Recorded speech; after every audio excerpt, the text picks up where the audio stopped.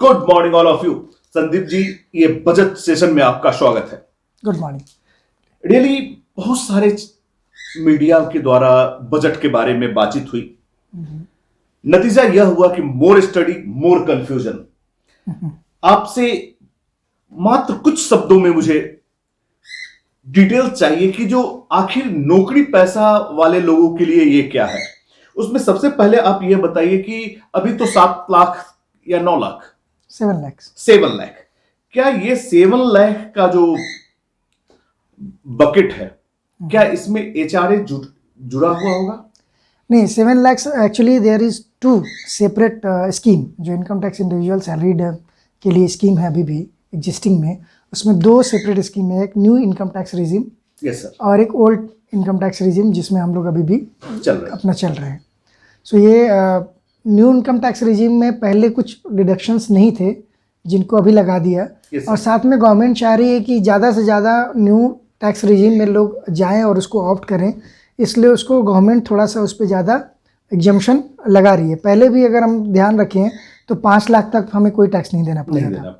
सो वो भी 5 लाख तक टैक्स नहीं देना पड़ता था बिकॉज उसमें रिबेट मिलता था जी। एक सर्टेन सेक्शन में, एक इनकम टैक्स के सेक्शन में उसमें रिबेट मिलता था। पहले टैक्स कैलकुलेट होता था 5 लाख पे 5 लाख तक, और उसमें रिबेट मिल करके टैक्स नील हो जाता था।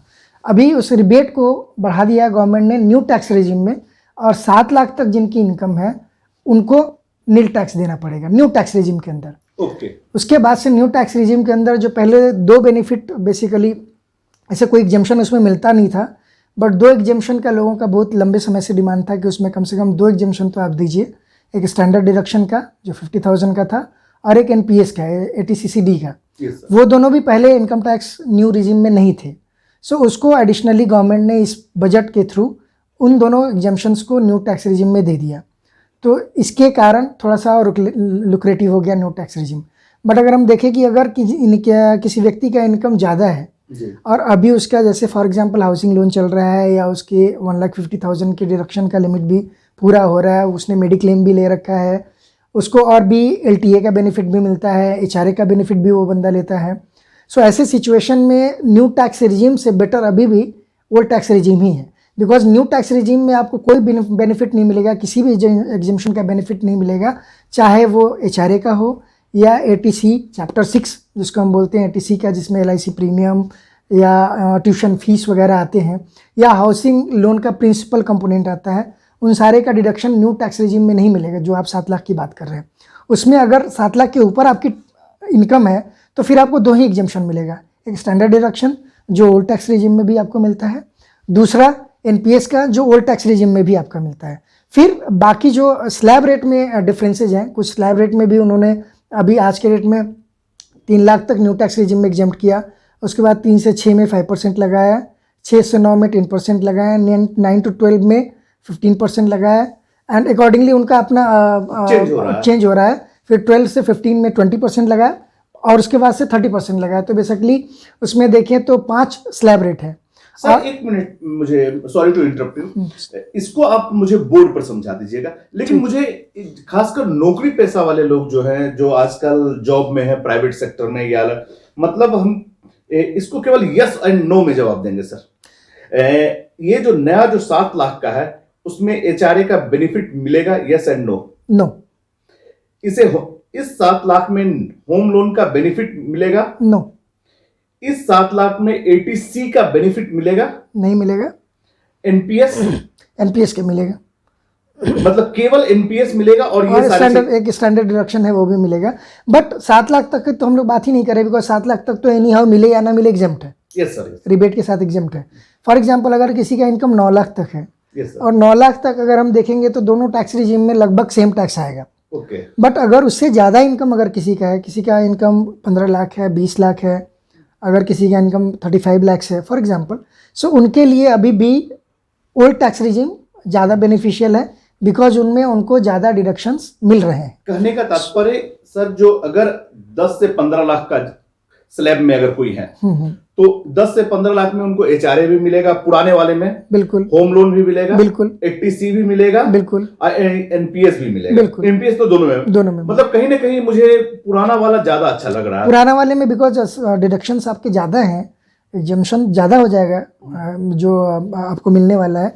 सो अगर हायर टैक्स ब्रैकेट में या टैक्सेबल इनकम में जाएंगे, फॉर एग्जांपल किसी का 15 लाख है या 12 लाख है या 25 लाख है, तो उनके लिए अभी भी ओल्ड टैक्स रिजीम ही ज़्यादा बेनिफिशियल है, उनको उसमें ज़्यादा बेनिफिट मिलने वाला है।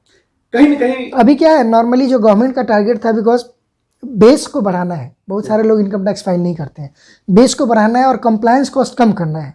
एक सिंपल फॉर्म होता है न्यू टैक्स रिजीम में, जो 7 लाख 8 लाख 9 लाख 10 लाख जो भी है, सिंपल फॉर्म होता है जिसको इंडिविजुअल खुद से भी भर सकता है। सो अगर कोई बंदा है जो अपने घर में ही रहता है और जॉब कर रहा है, अपने घर से वो एचआरए का क्लेम नहीं करता है, उसको इन्वेस्टमेंट का भी इच्छा नहीं है, वो इन्वेस्टमेंट भी प्लान नहीं करके बैठा है, वो एटीसी का इन्वेस्टमेंट भी नहीं कर रहा है, बहुत सारा बेनिफिट है, एटीडी मेडिक्लेम उसने नहीं लिया हुआ है, तो फिर बिकॉज कई बार कॉर्पोरेट तरफ से भी कवर होता है, सो उस सिचुएशन में वो सिंपली क्या करेगा, न्यू टैक्स रिजीम में जाएगा और अपना इनकम टैक्स फाइल कर देगा।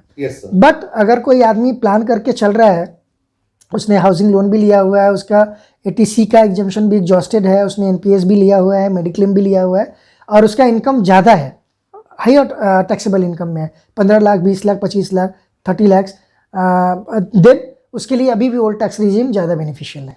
कहने का तात्पर्य, अगर आप किसी भी सेक्टर में हैं और आपने होम लोन ले रखा है, लाइफ इंश्योरेंस में लगभग 1 लाख का इन्वेस्ट कर चुका है और आपका सीटीसी 10 से ज्यादा है, तो कहीं ना कहीं आपके लिए पुराना ही अच्छा है। हाँ, पुराना टैक्स रिजीम ही अच्छा है। सो अभी दोनों ऑप्शन सबके लिए ओपन है, और अगर कोई इस बार इनकम कम है उसका, फॉर एग्जांपल 2-3 साल उसका इनकम कम है, वो 6 लाख में है, 7 लाख में जाएगा, ग्रोइंग नए जो न्यू जनरेशन फ्रेशर्स हैं, सो अभी न्यू टैक्स रिजीम ले सकते हैं। जब उनका इनकम बढ़ेगा तो अभी ऑप्शन ओपन है, बाद में वो ओल्ड टैक्स रिजीम में भी जा सकते हैं। तो ऐसा कोई ये हुआ कि जो व्यक्ति नए हैं, जिनके पास कोई अभी इन्वेस्टमेंट नहीं है, यंग चैप बच्चे हैं, उनके लिए नया काफी फायदेमंद है, बिकॉज उसमें आसानी से वो भर सकते हैं। और आगे चल के धीरे धीरे गवर्नमेंट का जो मोटो है, इंटेंशन बहुत क्लियर है, एक ही सिस्टम रखना है। सो धीरे धीरे करके वो न्यू टैक्स रिजीम पे ही गवर्नमेंट फोकस करेगी और इसी को लुक्रेटिव बनाएगी आने वाले टाइम में, और लोग उसको ऑप्ट करेंगे। बस एक ही डिसएडवांटेज है इसके अंदर न्यू टैक्स रिजीम में, जो मुझे समझ में आता है, बिकॉज इंडिया में लोग 2 ही तरह से सेविंग करता है, या तो उनको कुछ बेनिफिट मिलता है या कंपल्सन होता है। सो अभी ये चीज़ें, बिकॉज हमारे सोसाइटी से ये न्यू टैक्स रिजीम में सेविंग बेस्ड एग्जम्पशंस खत्म हो रहे हैं। सो बेसिकली लोग थोड़ा सा सेविंग की तरफ नहीं जाएंगे, बिकॉज एक बेनिफिट उनको मिलता था, तो LIC भी लेते थे या अपना टर्म इंश्योरेंस भी लेते थे, मेडिक्लेम अपना कवर करते थे, अपने पेरेंट्स का भी कवर करते थे। सो बहुत सारी चीज़ें होती थी। सो वो न्यू टैक्स रिजीम में अभी नहीं है। सो अगर कोई न्यू टैक्स रिजीम को ऑप्ट करता है तो शायद इन चीज़ों का ख्याल नहीं रखेगा, ये सारा पैसा कहीं ना कहीं मार्केट में फ्लो हो जाएगा। सर, मैं चाहूंगा कि आप इसे बोर्ड पर 3 मिनट में समझा दें, ताकि अपना चैनल का मकसद ही है कम समय में ज्यादा से ज्यादा लोगों तक पहुंचे और उन्हें सही ढंग से सारा चीज बता पाए, क्योंकि हम लोगों का कहीं से भी यह मकसद नहीं है कि हम मार्केटिंग करें। बिल्कुल। Thank you sir. चलिए समझते हैं इसको जरा हम लोग एक एग्जांपल से, जो new tax regime and old tax regime में क्या डिफरेंस है। सो एक तो स्लैब रेट का डिफरेंस है न्यू टैक्स रिजीम और ओल्ड टैक्स रिजीम में। अगर हम देखते हैं तो न्यू टैक्स रिजीम में बेसिकली 5 डिफरेंट टैक्स स्लैब्स हैं, और ओल्ड टैक्स रिजीम में ओनली 3 टैक्स स्लैब्स हैं, 3 ही टैक्स स्लैब हैं। तो अगर हम देखते हैं न्यू टैक्स रिजीम के अंदर अप टू 3 लाख का आपका नील टैक्स लगेगा, एग्जम्पशन है, कुछ भी टैक्स नहीं लगेगा। 3 to 6 लाख में 5% का टैक्स लगेगा, 6 to 9 लाख में 10% का टैक्स लगेगा, 9 to 12 लाख में 15% का टैक्स लगेगा, 12 to 15 में 20% का टैक्स लगेगा, एंड जिनका इनकम 15 लाख से ज़्यादा है उनको 30% के ब्रैकेट में रखा गया है।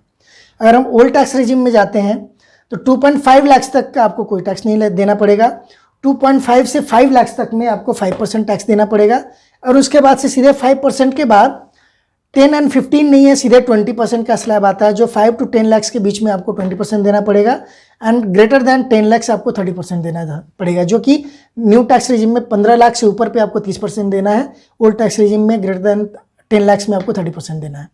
अब इनमें देखते हैं कि बेनिफिट क्या है और क्या नुकसान है हमारे को। ओके। सो अभी अगर हम लोग दोबारा से एक इस टेबल को देखते हैं, सो अगर इनकम अप टू 7 लाख है न्यू टैक्स रिजीम में, और रिबेट के साथ उसमें टैक्स नहीं लगेगा। ओल्ड टैक्स रिजीम में अगर हम देखेंगे तो 5 लाख पे विथ रिबेट टैक्स नहीं लगेगा, जो रिबेट हमें मिलता है सेक्शन 87 के अंदर।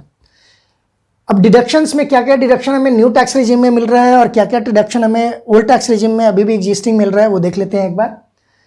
इस साल के बजट में जो एडिशनल बेनिफिट दिया है न्यू टैक्स रिजिम में, वो एनपीएस का डिडक्शन जो पहले साल नहीं मिलता था, पहले ईयर्स में पिछले सालों में नहीं मिलता था, वो अभी एनपीएस का डिडक्शन 50,000 तक अगेन न्यू टैक्स रिजिम में भी मिलेगा, जो ओल्ड टैक्स रिजिम में आपको अभी भी मिलता है।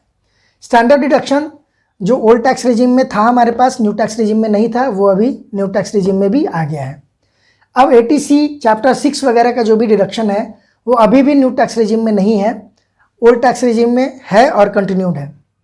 इंटरेस्ट ऑन हाउसिंग लोन जो बेसिकली जितने भी यंग जनरेशन या जो भी मिड करियर में है लोग, सबका हाउसिंग लोन है, तो उस पर जो इंटरेस्ट कंपोनेंट का डिडक्शन मिलता है न्यू टैक्स रिजिम में आपको नहीं मिलेगा, ओल्ड टैक्स रिजिम में मिलेगा।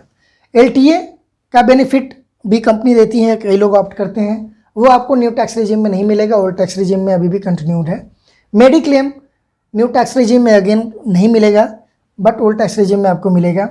डोनेशंस हम लोग एटीजी वगैरह में डोनेशन देते हैं चैरिटेबल इंस्टीट्यूशंस वगैरह का, वो भी हमें न्यू टैक्स रिजिम में नहीं मिलेगा, ओल्ड टैक्स रिजिम में अभी भी उसका हमें बेनिफिट मिलता रहेगा। सो ये बेसिकली टैक्स स्ट्रक्चर और डिडक्शंस के बेनिफिट हैं, क्या हमें मिलेंगे और क्या नहीं मिलेंगे। तो अगर हम नटसेल में इसको समराइज करें तो न्यू टैक्स रिजिम में हमें कोई भी डिडक्शन एडिशनल नहीं मिलने वाला है एक्सेप्ट एनपीएस के एंड स्टैंडर्ड डिडक्शन के। ये जरूर है कि न्यू टैक्स रिजिम में स्लैब्स 5 बना दिए गए हैं, ओल्ड टैक्स रिजिम में अभी भी 3 ही स्लैब हैं, but with considering all deductions अभी भी हायर टैक्स ब्रैकेट वाले को, जिनका इनकम 10 लाख से ज़्यादा है, 10 लाख, 15 लाख, 20 लाख, 25 लाख हैं, उनको अभी भी ओल्ड टैक्स रिजिम ही ज़्यादा बेनिफिशियल्स हैं। बाकी कुछ और भी नए अनाउंसमेंट है वो मैं बताता हूँ, आपका कुछ क्वेरी है तो पूछिए। नहीं, ओके, थैंक यू।